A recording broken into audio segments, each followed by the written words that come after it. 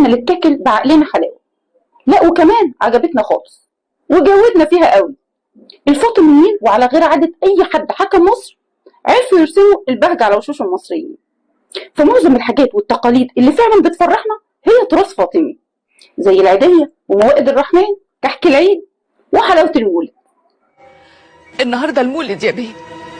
بدأ الاحتفال بالمولد النبوي من أكثر من 1000 سنة، وتحديدا في القرن الرابع الهجري مع دخول الفاطميين المحروسة، وفي عهد الخليفة الحاكم بأمر الله الفاطمي اللي كانت كل تقاليعه أوت اوف ذا بوكس.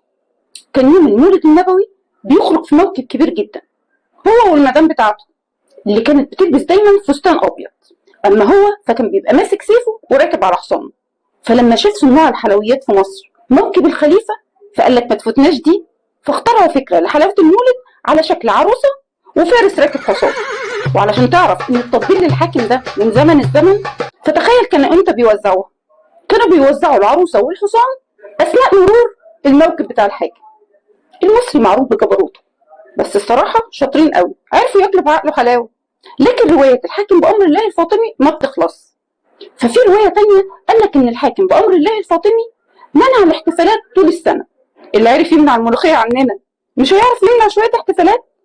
المهم ان هو منع كل الاحتفالات دي ما عدا يوم واحد بس في السنة، هو يوم المولد النبوي.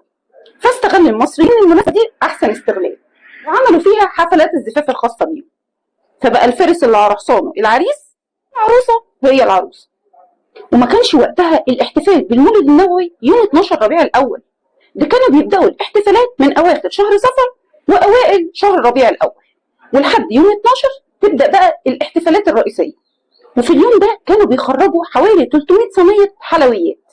لكن الدنيا عندهم ما كانتش سبهلله كده، ده كان التوزيع بالترتيب. فكان أول واحد بيمد إيده للصينية دي وياخد كان قاضي القضاء، ومن بعديه داعي الدعاء. النظام مفيش أحسن منه.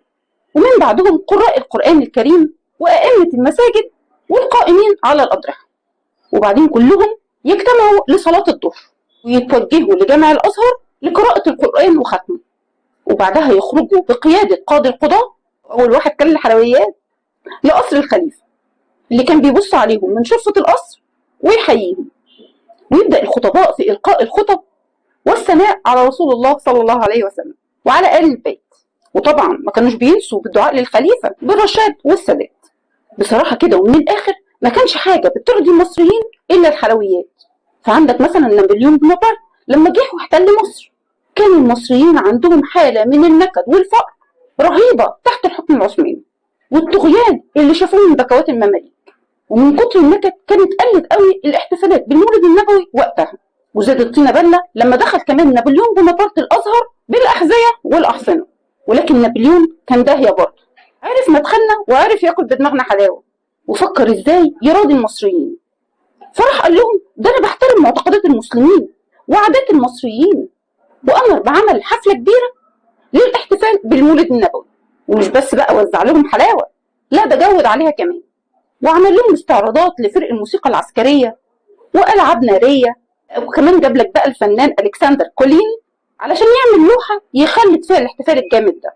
فرسم فيها نابليون وهو بيبص كده من شرفة القصر على موكب الاحتفالات. لا مش هو كمان لوحده، ده معاه كمان أعيان القاهرة، دماغ ألماظ والله. أما احنا بقى كمصريين طورنا من شكل العروسة والحصان وبقت فعلا أشكال وألوان، وجبنا بقى كل حاجة حطينا عليها عسل وسكر وعملناها حلاوة المولد، زي السمسمية والفولية والحمصية. ادينا هو عرفنا ازاي بيتاكل بعقلنا حلاوة. ما ننساش نصلي على سيدنا محمد صلى الله عليه وسلم.